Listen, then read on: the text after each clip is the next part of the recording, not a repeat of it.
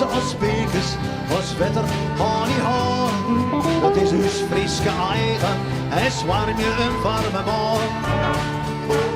Ja, elk haar van de ene, elk mij zijn verhaal.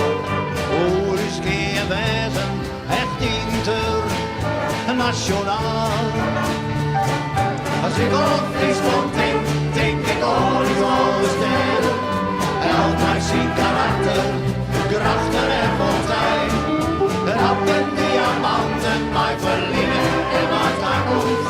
Spelend in het zinneljot, ook hier nemen maar.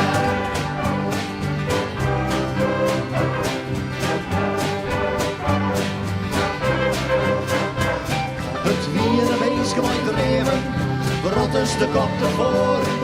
De riet met riek vieren, maar ze gongen de wel voor. Het childe van haar kinderen, wat mensen vieren hier.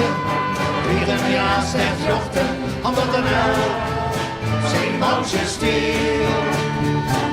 Als ik aan Friesland denk ik aan het oude steden.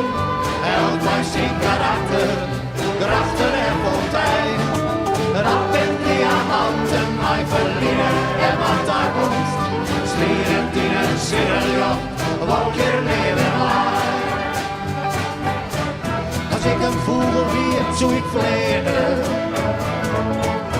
Over het water en door het land. Wie ik het boom aan grezen. En koe ik hoor al te lang. Liet de klokken klanken klinken. Liet ze dagen hoor eens keer. Friesken lang en dat rozen. Die dan zien weer en weer. Als ik aan Friesland denk ik aan is alle sterren. Elk uit zijn karakter, krachten en fontein. Dat en diamanten, mij verliezen en mijn toekomst. Strijdend in het zinneljot, ook je leven mij. Want als ik aan Friesland denk ik aan is alle sterren. Elk uit zijn karakter, krachten en fontein. Dat en diamanten, mij verliezen en mijn toekomst. Strijdend in het zinneljot, ook je leven mij.